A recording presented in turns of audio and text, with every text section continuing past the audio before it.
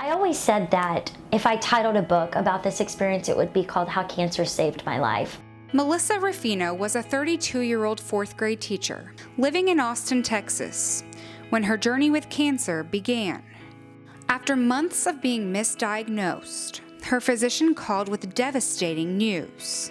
He said, hey, so you have acute myeloid leukemia. It's the most popular leukemia there is. We do not know how we missed it. You have definitely had it this entire time. I was just in shock. There were tears just rolling down my face.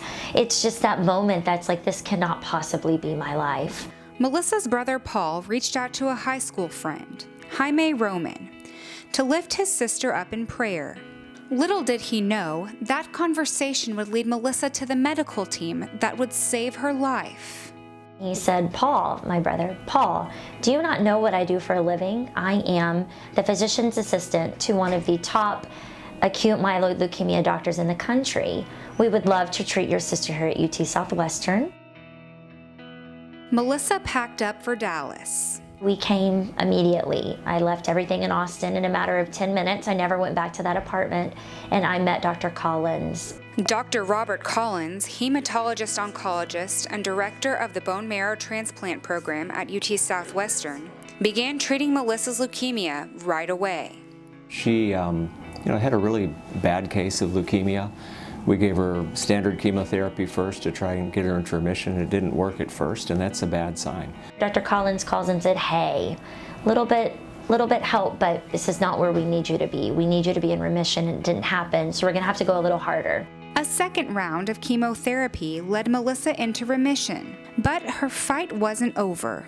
We knew that our only chance of getting rid of her leukemia was with a bone marrow transplant, and we managed to find an unrelated donor for her. 21-year-old Krissa Sagona from Staten Island, New York, donated the bone marrow that is keeping Melissa alive and healthy.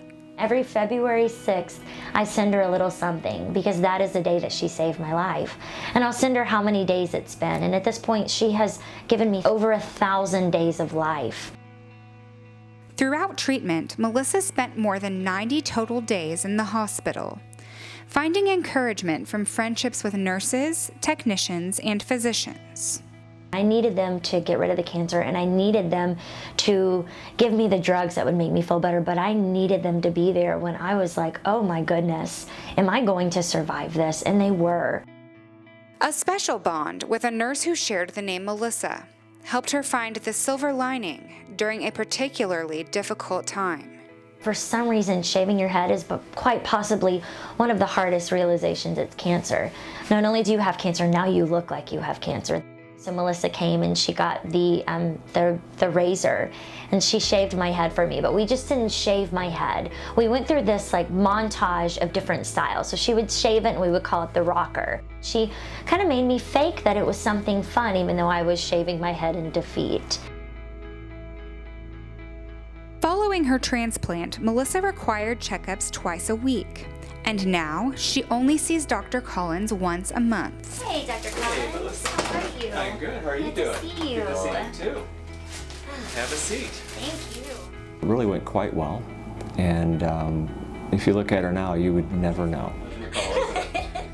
Back in the classroom, Melissa now teaches special education at a Dallas elementary school, and she says cancer caused her to appreciate people and time in a whole new way.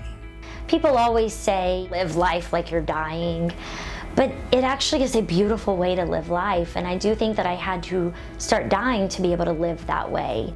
I don't know why I was saved. I don't know why I'm still here, but I do feel like there is a purpose to that.